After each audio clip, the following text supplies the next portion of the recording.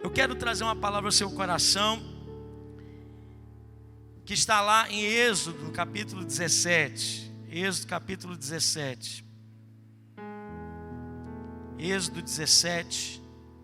Nós vamos ler do versículo 8 ao versículo 16. Você pode me acompanhar nessa leitura através aqui do telão. Êxodo 17, do 8 até o 16.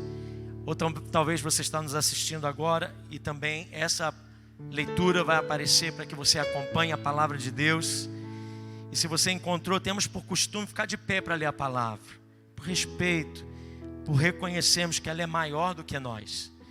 Êxodo 17, do 8 em diante, diz assim a palavra do Senhor: Então veio Amaleque e pelejou contra Israel em Refidim, e com isso ordenou Moisés a Josué: Escolhe-nos homens e saia e peleja contra Amaleque. Amanhã estarei eu no cume do monte, e o bordão de Deus estará na minha mão. E fez Josué como Moisés lhe dissera, e pelejou contra Amaleque. Moisés, porém, Arão e Ur subiram ao cimo do outeiro. E quando Moisés levantava a mão, Israel prevalecia. E quando, porém, ele baixava a mão, prevalecia Amaleque. Ora, as mãos de Moisés eram pesadas. Por isso, tomaram uma pedra e a puseram por debaixo dele, e ele nela se assentou. Arão e Ur sustentavam-lhe as mãos, um de um lado e outro de outro. Assim lhe ficaram as mãos firmes até o pôr do sol. E Josué desbaratou a Amaleque e a seu povo a fio de espada. Então disse o Senhor a Moisés: Escreve isso para memória num livro e repete-o a Josué, porque eu hei de riscar totalmente a memória de Amaleque de debaixo do céu. E Moisés edificou um altar e lhe chamou: O Senhor é a minha bandeira.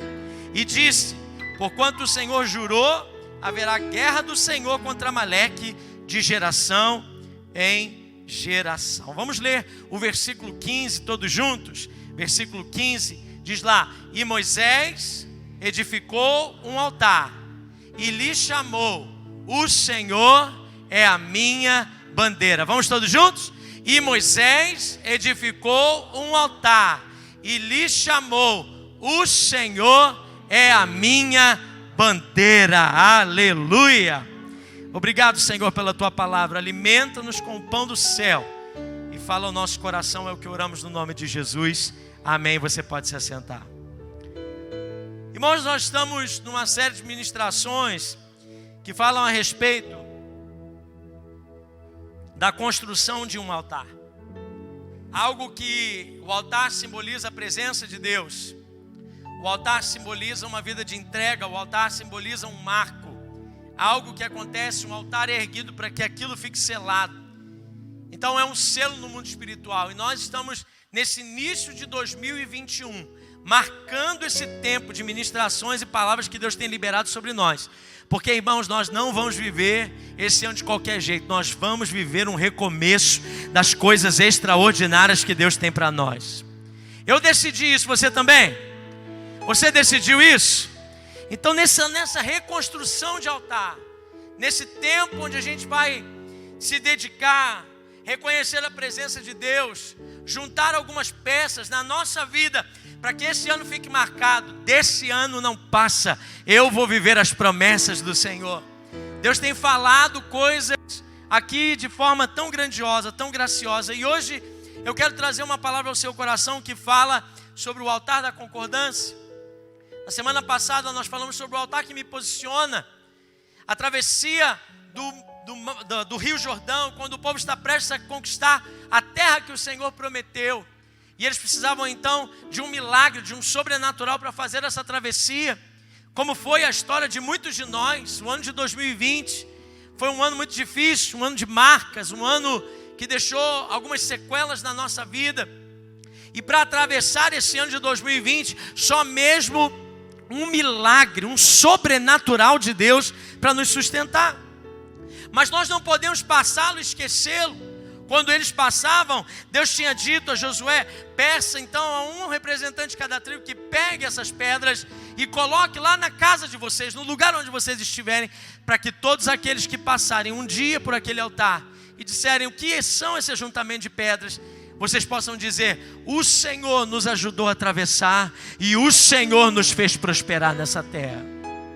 Porque às vezes, irmãos, as gerações vão passando, as coisas vão acontecendo conosco e nós nem sabemos o porquê estamos vivendo o que estamos vivendo. Tem coisas que a gente está vivendo de bonança na nossa vida que não vem de nós. Foram pessoas que vieram antes de nós que plantaram essas sementes. Talvez estejamos vivendo a colheita do choro de pessoas que já passaram. E aí, irmãos, se a gente não tiver o nosso coração firmado no Senhor, para olhar para Ele, muitas vezes a gente acha que o que a gente está vivendo agora, as coisas que eu estou desfrutando agora, vem do meu esforço, daquilo que eu tenho me posicionado. E eu deixo de reconhecer que se não fosse o Senhor pela minha vida, eu não estaria aqui nesse lugar. Tantas coisas, irmãos, que acontecem conosco, que nós perdemos a noção. Perdemos a noção de que a boa mão do Senhor tem nos conduzido até aqui. E esse altar de gerações, um Deus que se preocupa em pensar nas próximas gerações, fala conosco que nós oramos pela sua casa, oramos pela sua família. Os irmãos estavam aqui, quem estava aqui recebeu essa oração. Oramos pelos seus filhos, declaramos a bênção do Senhor sobre a tua casa. A tua casa vai ser diferente no ano de 2021. Os teus filhos vão ser resgatados para a glória de Deus. Você vai ver, meu irmão, você está com o seu aleluiômetro muito baixo hoje. Eu quero pedir, dá uma ajustada, dá uma sintonizada. Pastor, o que é o aleluiômetro? É quando eu falar alguma coisa que você concorda, você fala aleluia, glória a Deus, louvado seja o Senhor. Vamos repetir? Sua casa vai ser abençoada em 2021 como você nunca experimentou. Seus filhos vão estar no altar, a sua família vai ser bendita. Você será testemunha do livramento de Deus. Porque enquanto a tua casa caminhava em direção contrária à vontade do Senhor, Ele vai colocar um retorno e vai dizer: não, se alinhem, porque eu vou abençoar, eu vou derramar bênção sem medida. Tem gente que já ajustou o aleluiômetro. Pergunta para a pessoa do seu lado: você já ajustou o teu aleluiômetro aí? Não tem como você ficar só me assistindo. Isso aqui é um culto, meu irmão. Isso aqui é um culto. Onde estão os que estão cultuando a Deus nessa noite? Isso é um culto. Isso aqui não é uma palestra, não é um teatro, não é um cinema. Isso aqui é um ajuntamento de santos. Os humildes de Deus estão aqui. A unção do Senhor está nesse lugar. E aí a gente vai falar hoje sobre o altar da concordância. O altar da concordância, irmãos, acontece num episódio muito curioso que o povo de Israel vai viver. O povo de Israel está saindo do Egito. Nós voltamos na linha do tempo um pouquinho do que falamos na semana passada e olhamos para eles agora na saída de um tempo de cativeiro, num tempo difícil, que eles viveram como escravos, eram pastores, cuidadores, serventes dos egípcios. E agora Deus levanta Moisés para tirá-los então daquele lugar de escravidão rumo à terra que Deus tinha preparado. E eles vão sair, irmãos, e muitas vezes a mentalidade de escravo faz a gente desejar aquilo que está ao alcance das nossas mãos, dentro de um contexto de sofrimento, a se desesperar quando nós não conseguimos enxergar uma falta ou uma provisão que falta dentro de nós. Olha esse povo, eles foram livres para viver o que Deus tinha para eles, mas no meio daquela situação, no meio daquele momento difícil, no meio daquela situação bem complicada,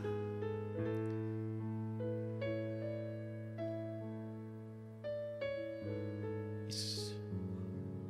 Glória a Deus. Eu sei, hoje tem bastante criança por conta da apresentação dos nossos filhos, mas eu quero pedir só aos pais que segurem um pouquinho. Nós não vamos demorar muito, mas segure seu filho, mantenha ele aí junto com você.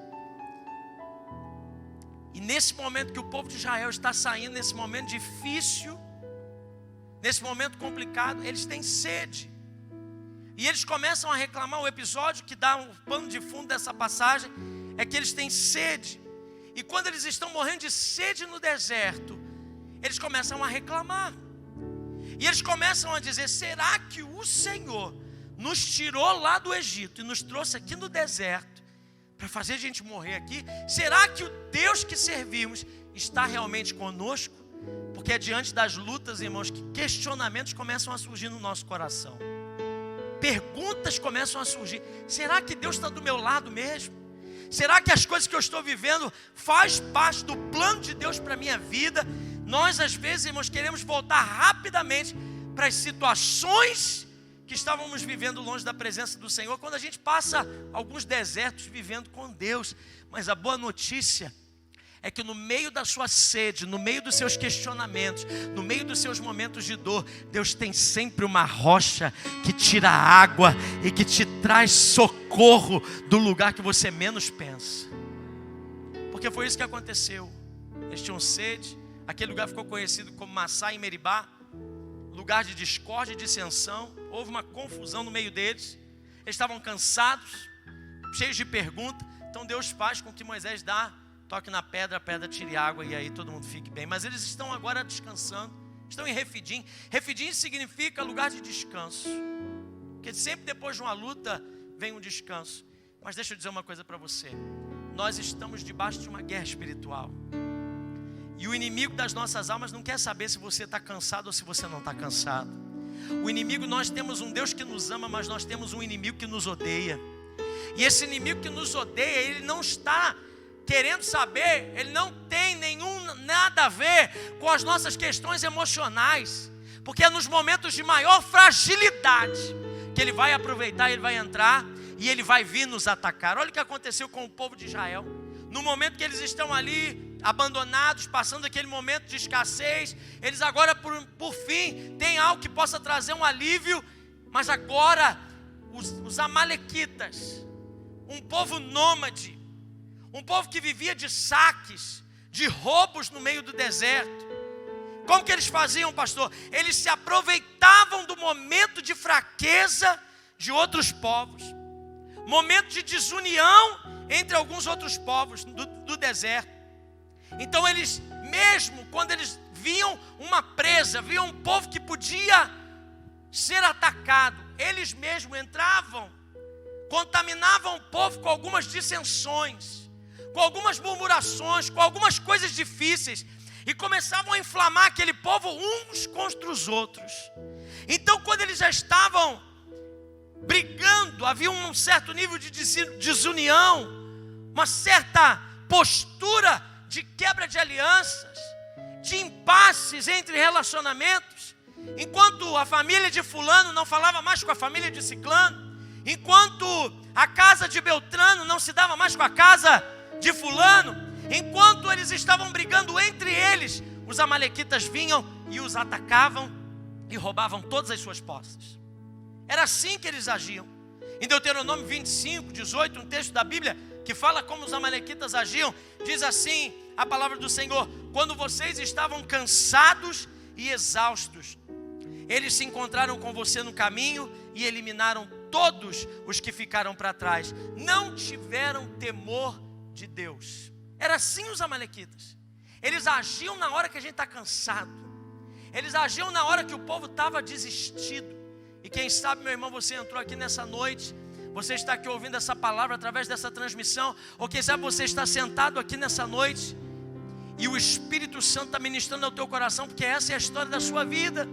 Tantas lutas que você tem passado, tantas situações que você tem vivido lá dentro da sua casa, nos relacionamentos que você está vivendo, há um cansaço, há um peso que está vindo. Muito cuidado, porque é nessa hora de cansaço, é nessa hora de desgaste que podem aparecer os amalequitas. Porque de repente, irmãos, aqueles homens e mulheres que eram pastores de ovelhas, cuidadores de gado, serventes, eram pedreiros, carregavam pedras para os egípcios, eram as mulheres que cuidavam, babás, gente que não tinha habilidade de guerra nenhuma. Se vê agora no deserto, um brigando com o outro, e agora os amalequitas vieram ao encontro deles para saqueá-los.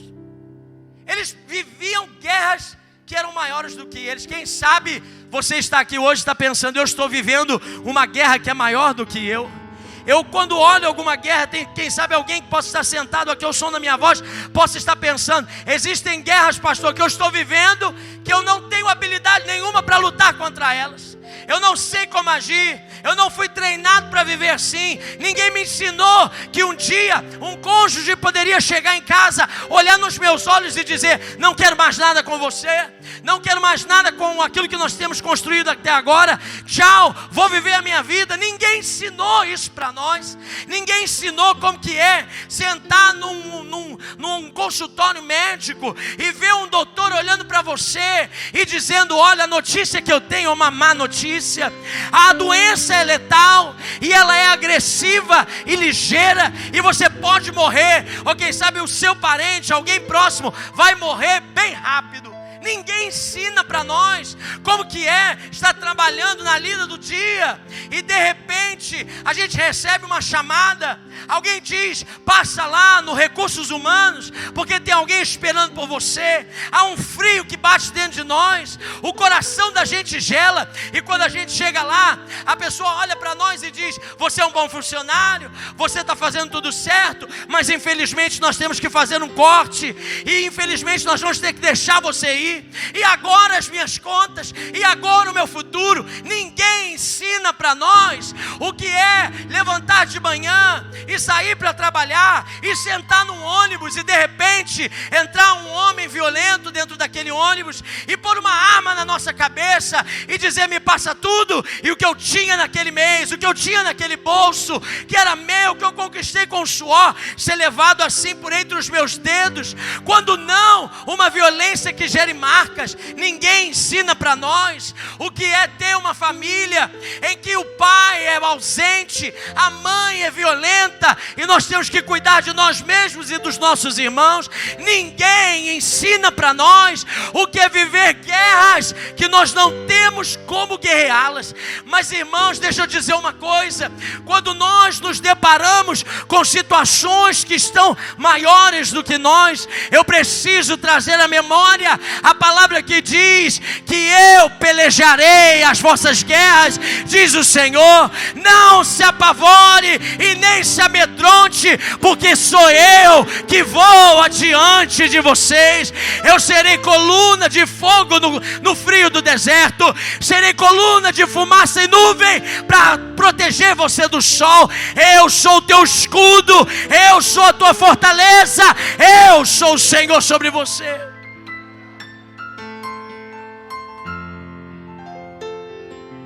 Quem sabe tem gente vivendo guerras, situações que são maiores do que você mesmo. Existem hostes espirituais da maldade que investem contra nós justamente quando nós estamos na rota da conquista das promessas de Deus. O principado de Amaleque, agora Amaleque não existe mais, os amalequitas não existem, mas essa é uma força espiritual. Ele vem e aproveita da nossa crise, da nossa fraqueza, investe vorazmente contra a nossa vida. É sempre diante de fragilidades e momentos que eu estou prestes a viver o que Deus tem para mim. Eu posso ter duas opções. Ou eu uso das armas corretas para vencer essa guerra, ou eu sento e começo a murmurar. A Bíblia diz, irmãos, lá em 1 Coríntios, no capítulo 10, versículo 10, que quem murmura, ou quem lamúria, ou quem reclama, ou quem vive lamentando por aquilo que está acontecendo, atrai sobre si um anjo destruidor. A murmuração ou choro indevido, a reclamação acerca de tudo, atrai sobre a nossa cabeça um anjo destruidor. Eu não quero um anjo destruidor perto de mim, eu quero um anjo do Senhor que me dá livramento. Então eu preciso tomar as atitudes corretas diante das guerras que estão se estabelecendo sobre a minha vida. Guerras que são maiores do que eu. Quem sabe, meu irmão, você está aqui. Eu não sei se essa palavra está falando no coração de alguém que nesse dia está vivendo uma guerra que é maior do que você. Mas eu tenho uma boa notícia, meu irmão: o Senhor há de pelejar pela tua vida. Ouça bem, existe um princípio espiritual que Deus está ensinando ao povo para que eles vencessem essa guerra que parecia bem maior do que eles. O princípio que Deus está ensinando ao povo era o princípio da concordância. Era o princípio de viverem unânimes. E Deus estava ensinando para eles: vocês não precisam ter as armas corretas, vocês não precisam ter as habilidades bélicas ou habilidades de guerra, vocês não precisam saber as táticas do inimigo. Uma coisa vocês precisam estar unidos. Vocês precisam ser um agora, porque há um poder, irmãos, na concordância. Existem bênçãos que Deus derrama sobre a nossa vida, ou quer derramar sobre nós, sobre o seu povo, e nos levar a um outro nível de conquista, um outro nível de unção. Mas Ele não consegue, Deus não pode fazer isso, não porque Ele não tenha forças, mas porque Deus age por princípios. E a concordância é um princípio bíblico. A concordância é um princípio imutável de Deus, Deus triuno, em um só. A unidade faz parte do caráter de Deus. E Ele age, Deus, o Deus que servimos, age por princípios. E aí Deus não consegue nos abençoar, ou não consegue nos fazer avançar, conquistar, porque nós estamos quebrados dentro dos nossos relacionamentos. Irmãos, há uma bênção a nível coletivo, que Deus não quer só que eu seja abençoado, mas que todos nós sejamos abençoados na mesma medida. Olha só, quando Deus fala lá, a gente falou aqui, adoramos ao Senhor. O pastor Dinho trouxe uma ministração na hora do dízimo da oferta, mas quando a gente lê lá em Malaquias 3 sobre uma maldição que estava sobre o povo, mas se eles se arrependessem e se voltassem para o Senhor, Deus viria sobre eles com uma bênção que eles não teriam lugar para guardá-la. Essa era uma bênção a nível coletivo. Eu não sei, tem alguém aqui que não tem mais lugar para guardar a bênção? Tem alguém aqui? Tem alguém? Se tiver, meu irmão, por favor, manda as bênçãos lá para casa, que lá ainda tem lugar. Eu tenho vivido, não me leve a mal, eu ainda tenho vivido bem. Tem sido tudo bom lá em casa, mas eu ainda tenho. Se eu desse para você R$1 milhão agora, você diria: não, pastor, pode dar para outra pessoa, porque eu já não sei nem mais com o que gastar com isso.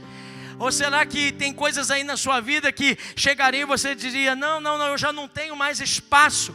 Não, eu creio que não há pessoas, se tiver, não fica acanhado não, irmão, deixa Deus te usar. Fala para a pessoa do teu lado: deixa Deus te usar, porque às vezes é nessa hora que Deus abençoa alguém. Era um nível: olha, eu vou derramar sobre vocês uma bênção que vocês não vão ter onde colocar. Mas isso aconteceria quando? Quando eles juntos, unidos, se voltassem para o Senhor. Em Deuteronômio 32:30 diz o seguinte: que um perseguirá a 1000 e 2 perseguirá a 10.000. Eu sou bom em matemática, mas assim, não sou tão bom, né? Tem aqui a Fabrício, professor de matemática. Eu sou melhor em português, nas humanas é minha área. As exatas não são tão minha área. Mas a conta aqui de Deus não faz muita lógica, faz? Se um persegue a 1000, 2 perseguiria a 2.000. Muito bem, isso aí, vocês estão ótimos de matemática. Um persegue a 1000 e 2 persegue a 10.000. Há um poder, irmãos, quando nós nos unimos. Há um poder quando uma casa está unida. Há um poder sobrenatural, algo que vai além do natural. No natural, 1000 é perseguido por 1 e 2 perseguiriam 2.000. Mas Deus não nos quer no nível natural. Há um poder na concordância que faz com que a gente saia desse nível e viva o sobrenatural. 2 perseguirão a 10.000. Há um nível de concordância que nos leva a essa atmosfera. E é aí, irmãos, que quando o inimigo das nossas almas sabe que isso vai acontecer, ele diz: já é difícil parar um que persegue, que derrota a 1000. Então, se eu entrar no meio do relacionamento de dois, se eu fizer alguma coisa para separar os dois, eu sei que 10 mil não serão alcançados. É por isso, meu irmão, que tantas coisas são importantes, mas o diabo, ele não se importa se a gente canta junto. O diabo não se importa se a gente está sentado todo mundo no mesmo ambiente. O inimigo não se importa, irmãos, se a gente se reúne para fazer qualquer coisa como nós estamos reunidos aqui, sentamos ao lado de pessoas, numa igreja cheia como está aqui hoje, se participamos de um grupo. O inimigo não quer saber se a gente se dispõe para trabalhar para o Senhor, para coordenar uma área da igreja, para ser um bom crente. Ele não está nem aí. Mas uma coisa que preocupa o inimigo é quando nós nos unimos espiritualmente com alguém. Porque toda concordância gera frutos. Nós olhamos aqui para um casal que está prestes a tomar uma decisão de casamento. Quando um casal se une por conta da unidade que tiveram e do nível que eles estão chegando juntos, da intimidade e do selo nesse casamento, esse casal começa a gerar frutos na sua maioria. Começa a gerar frutos que um sozinho não teria condição de fazê-lo. Há frutos que nascem porque dois se uniram. Começa a se gerar filhos. O que um homem ou uma mulher não pode fazer sozinho, mas quando eles entram em concordância, coisas extraordinárias podem acontecer. Uma geração começa a existir. É por isso, meu irmão, deixa eu dizer uma coisa para você. Eu estou te vendo calado aí, mas é por isso que o inimigo investe tanto na sua casa. Porque nós estamos falando e você pode dizer: o pastor está falando da igreja. Mas eu não estou falando só da igreja.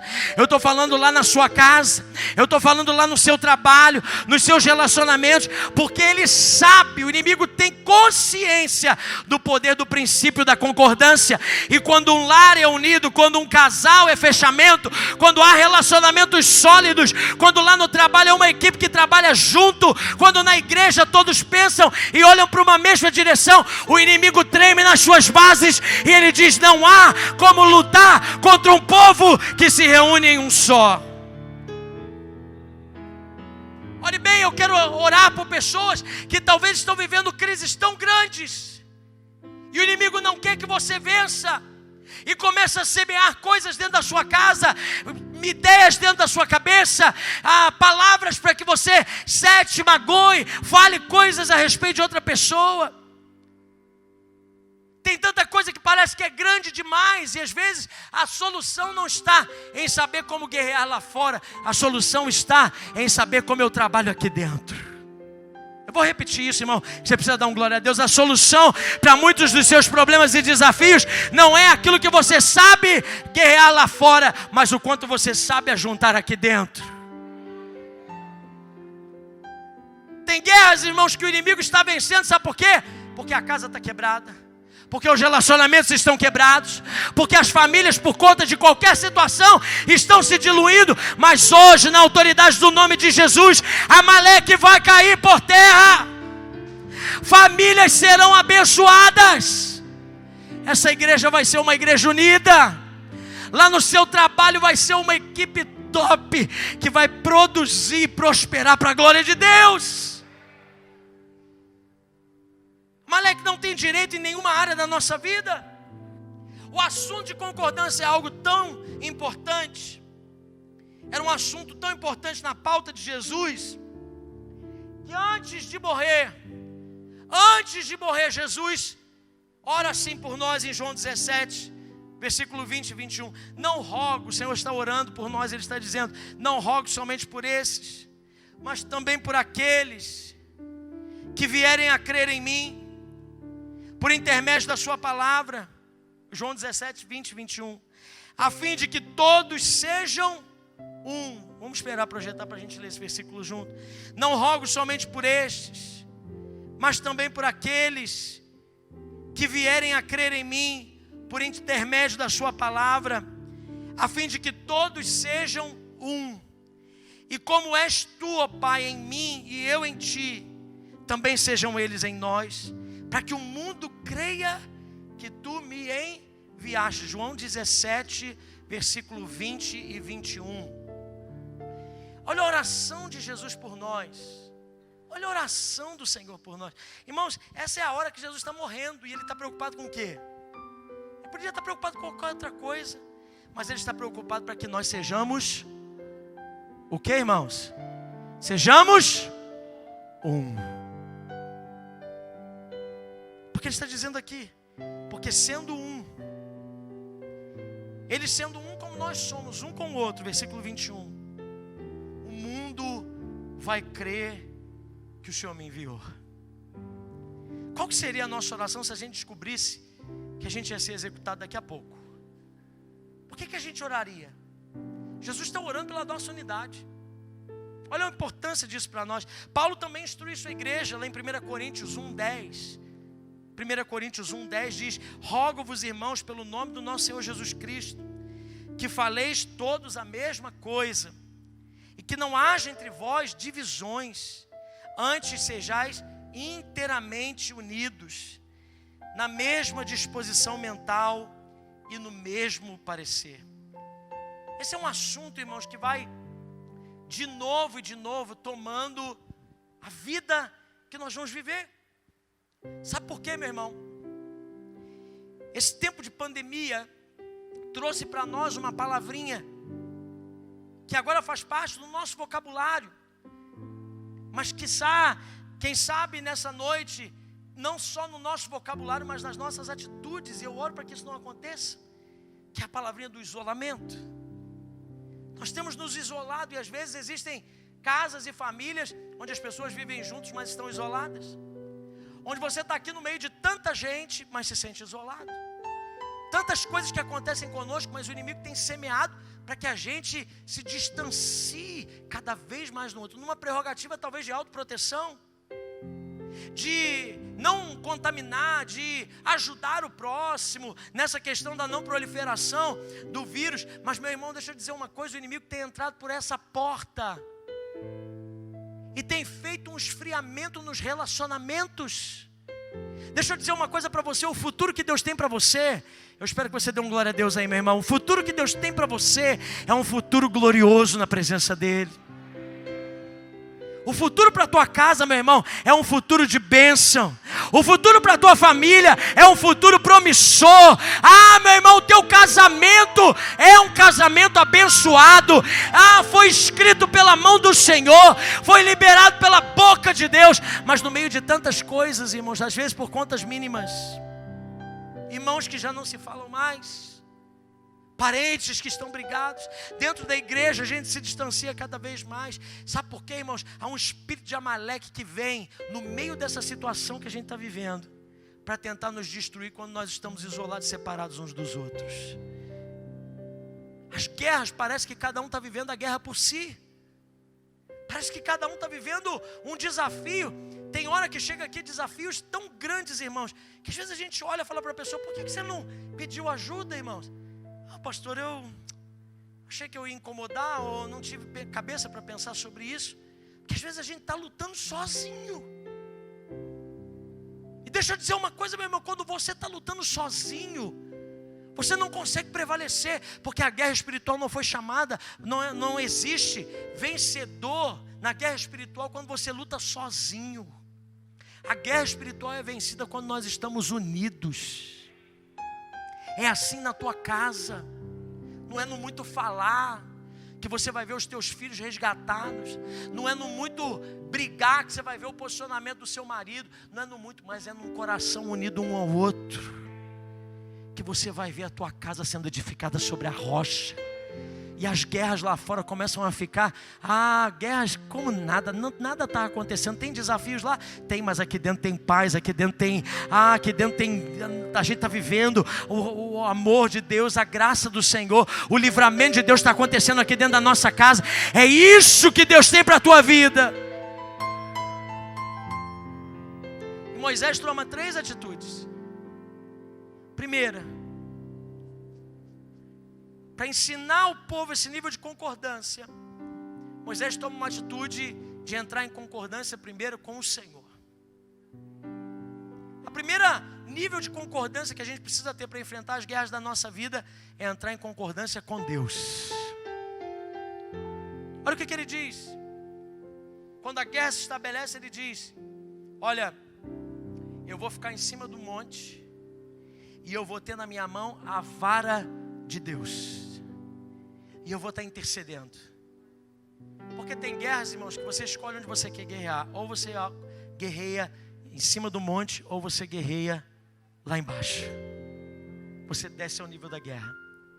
Moisés disse: primeira coisa que eu preciso fazer é estar com a vara de Deus na mão para guerrear essa guerra. Essa guerra eu não consigo sozinha. Eu preciso da ação poderosa do Senhor. Vara de Deus vai falar a respeito daquele cajado que já era comum de Moisés. Ele apacentava ovelhas no deserto com aquele cajado. Mas diante de várias situações que Moisés vai vivendo, aquela vara não é mais a vara de Moisés. A vara agora era a vara de Deus. Simbolizava as promessas, o cumprimento dessas promessas. Foi com aquela vara que Moisés desafiou os mágicos do Egito. Foi com aquela vara que ele tocou a água, transformou a água em sangue, abriu o mar vermelho. E sabe o que é a vara de Deus para nós hoje, irmãos? A vara de Deus para nós hoje é quando nós conseguimos olhar como Moisés. Deus estava fazendo uma menção: Moisés, você vai guerrear isso aí.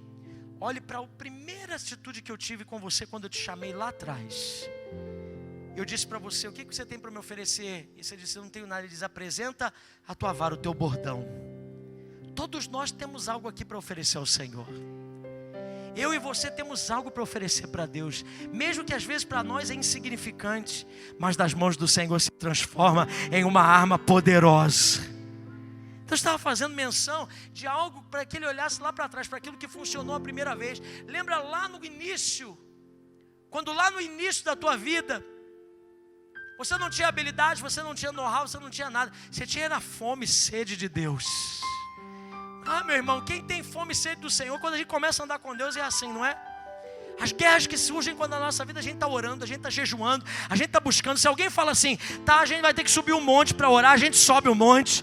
A gente vai se falar assim, ó, tem uma reunião de oração lá não sei aonde, a gente pega e vai. A gente faz qualquer coisa, a gente assiste palavra na internet, a gente recebe pregação dos outros, a gente faz qualquer coisa, porque a gente quer a presença do Senhor. A gente sabe que a única coisa que vai funcionar é a presença de Deus. Mas com o passar do tempo, irmão, a gente vai tendo know-how.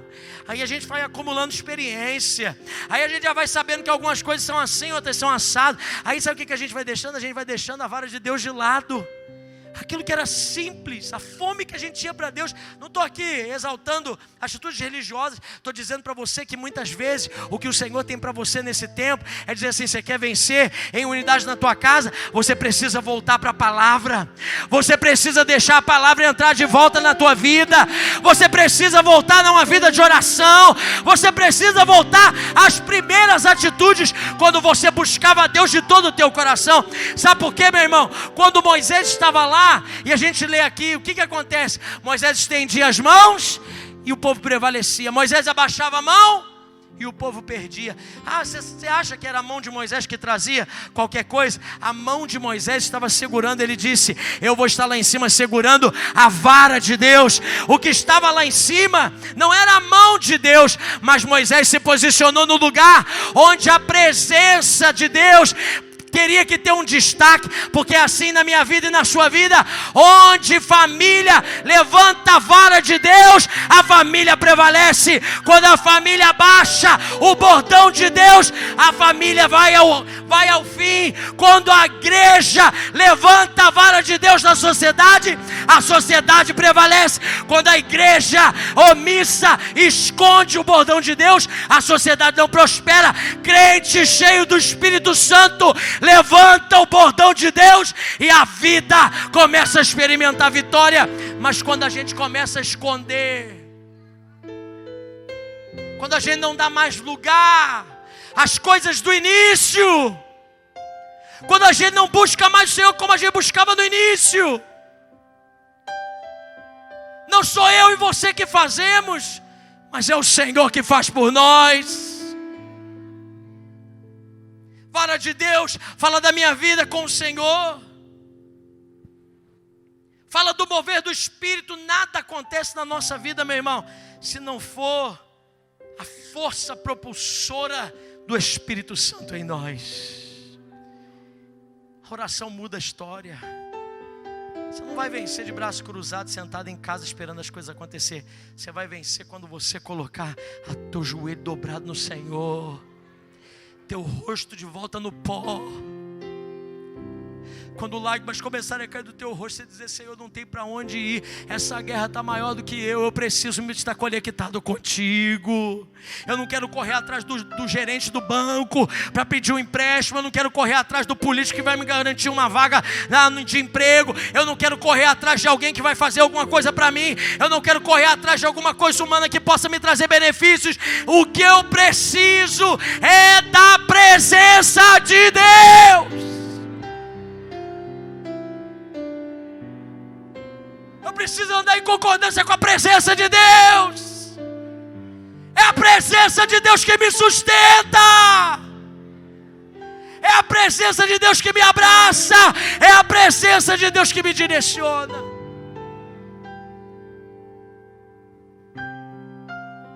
Um missionário estava lá num país asiático, com alta perseguição do evangelho. Ele disse que ele estava atravessando um lugar perigoso, e os irmãos tinham dito: não vá, porque se você for para aí, coisas terríveis podem acontecer com você. Ele não quis ouvir.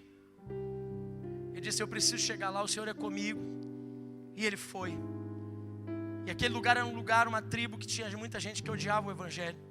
E ele tinha que atravessar uma ponte. E no relato dele ele disse que ele estava atravessando uma ponte, e quando ele viu lá no final da ponte, ele viu um grupo de mais ou menos umas 12 pessoas, e ele disse: agora chegou o meu fim.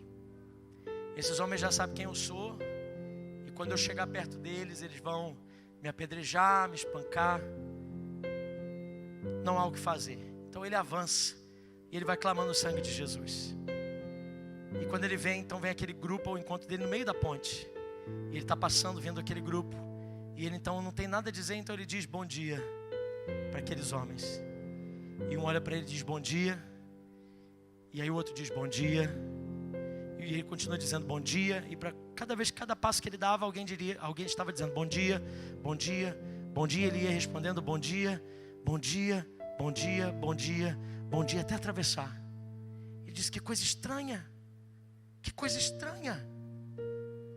E ele atravessou, nada aconteceu com ele. Então ele chega, e quando ele chega naquela aldeia, ele reúne alguns irmãos, ele vai conversar com aqueles irmãos, e os irmãos disseram para ele: onde está o grupo que chegou com você? E ele disse: não há grupo comigo, eu cheguei sozinho. Ele disse: não, eu já vi uma tocaia para prender você. Eu já via um grupo de homens malvados, de homens sanguinários aqui da cidade, que iria pegar você, não ia deixar você entrar, mas espalhou na cidade inteira de que você chegou com uma grande comitiva. E que eles viam tanta gente que o grupo deles era menor do que o grupo que vinha com você. Então com isso, os amedrontou. Ele disse: não, mas não chegou ninguém comigo. Então ele, assustado, liga para a igreja e diz para eles: olha, aconteceu isso, eu acho que foi uma visão espiritual. Ele diz: mas que foi? Que horas que aconteceu? Ele diz: foi pela manhã. Ele disse: eu não sei o que aconteceu aí, mas aqui o Senhor colocou no nosso coração o desejo de orar por você.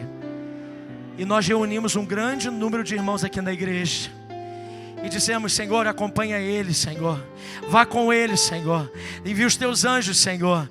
E era um grupo de mais ou menos umas 30 pessoas, e era exatamente o mesmo número que os homens tinham visto atravessando a ponte com ele. Meu irmão, deixa eu dizer uma coisa para você: há poder quando nós buscamos o Senhor em oração. Ainda que pareça que não está funcionando, ainda que pareça que você está sozinho, eu quero te dizer que quando você ora, milícias celestiais são liberadas a teu favor.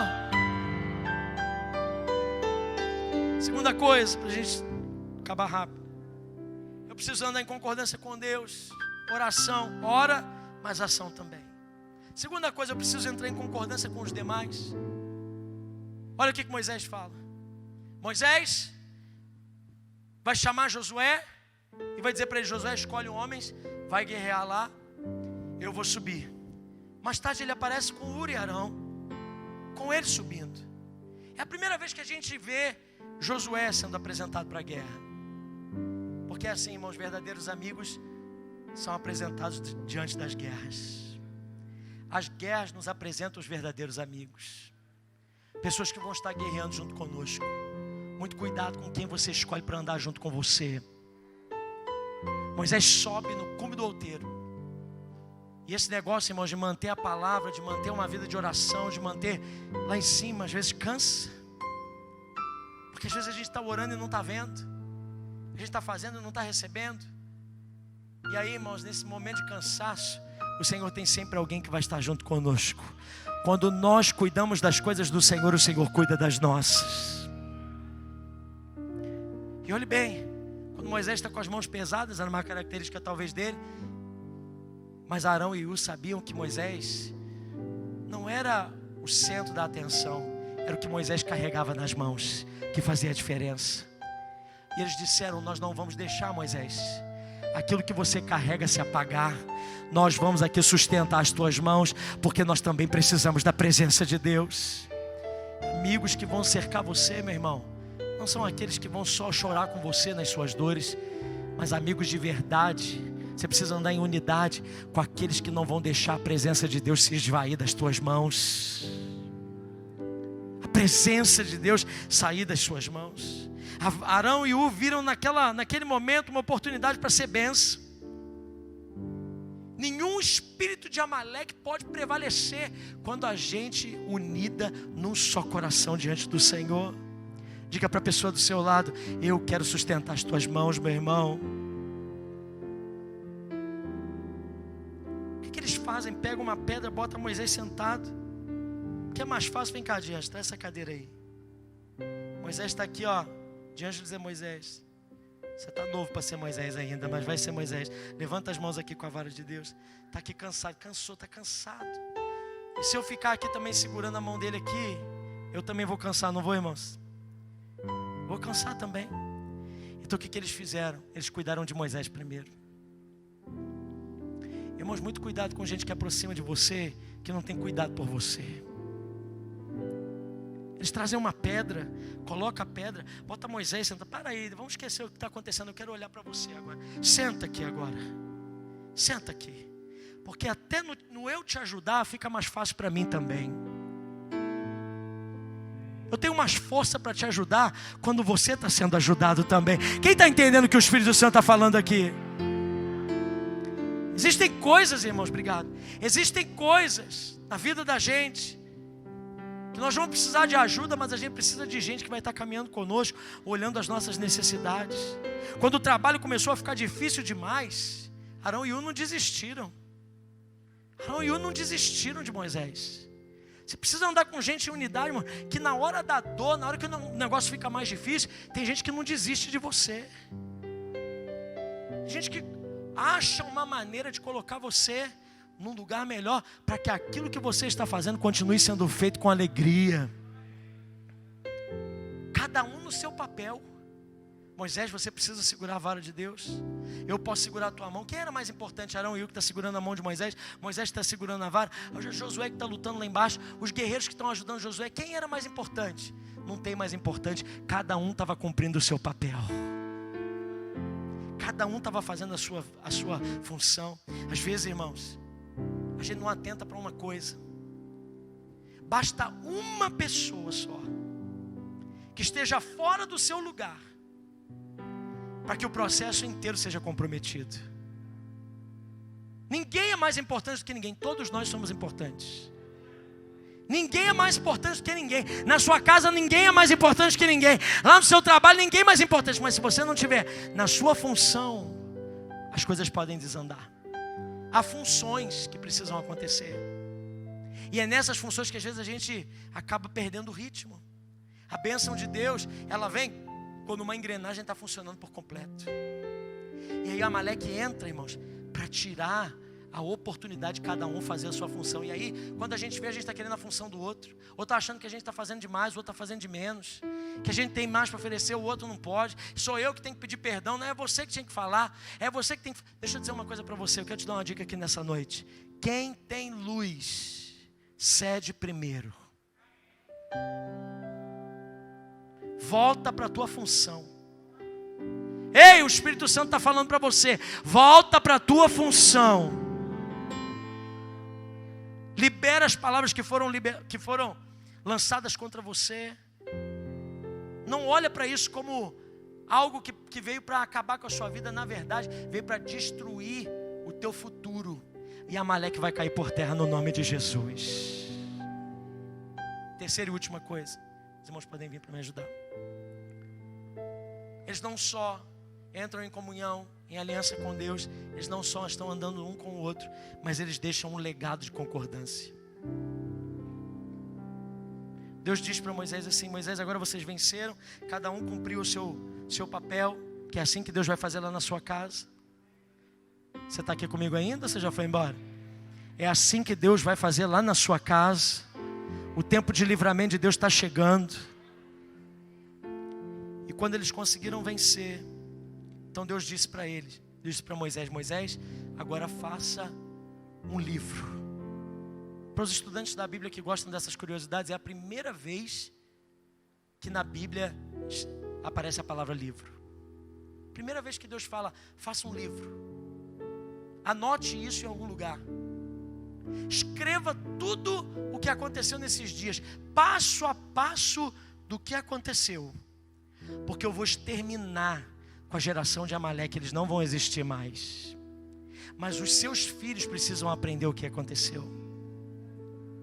E eu não sei porquê, irmãos, mas a gente volta no mesmo princípio, que o Deus de gerações quer que a gente tenha na memória aquilo que já foi conquistado por nós. Sabe por quê? Um dia, lá na frente, o povo estaria vivendo, pisando dentro da terra prometida, no lugar final que Deus havia para os levar. E eles teriam talvez esquecido de um princípio tão importante que o Senhor ensinou na primeira guerra que eles tiveram que guerrear, que era o princípio de andarem juntos, andarem próximos, andarem atentos, como família, juntos, como igreja, fechando as brechas para os amalequitas não entrarem, como profissão, no seu trabalho, juntos. Deixa eu dizer uma coisa para você. Eu sei que tem muita gente que talvez não concorde com algumas coisas que eu faço. Tem muita gente que ainda fala mal de mim.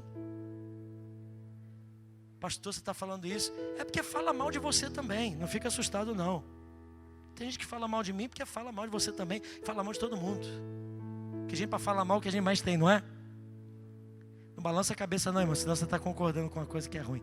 Fala assim, não, pastor, não. Para falar mal a gente tem muita gente. Mas deixa eu dizer uma coisa para você. Talvez você não concorde com as minhas atitudes. Mas, irmão, não abra mão de andar em concordância naquilo que é o nosso alvo. Lá na sua casa, você não precisa estar concordando o tempo inteiro com o teu esposo. Porque a gente não concorda. É verdade ou não é? É verdade ou não é, os casados?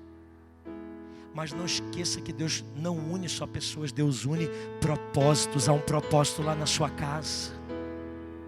Pessoas que são seu sangue, sua família indireta. Você não nasceu nessa casa por nada não, porque Deus não tinha onde colocar você, colocou você lá. Seu irmão precisa de você, seus parentes precisam de você. Até aqueles mais chatos, aqueles ínguas que a gente carrega junto com a gente. Se o parente íngua está perto de você, só balança a cabeça assim. Diga, eu entendo, pastor. Não dá sinal agora, não olha para ninguém agora não, porque pode dar um sinal ruim agora. Vai ser uma volta longa para casa depois dessa palavra. Mas talvez aquela pessoa que você não suporta muito porque ela tem muitos defeitos, ou na verdade você não bate muito bem com as posições dessa pessoa, mas você é um instrumento de Deus para a vida dessa pessoa. E o diabo quer roubar o futuro glorioso que Deus escreveu para a tua geração, se você abrir mão do princípio da concordância.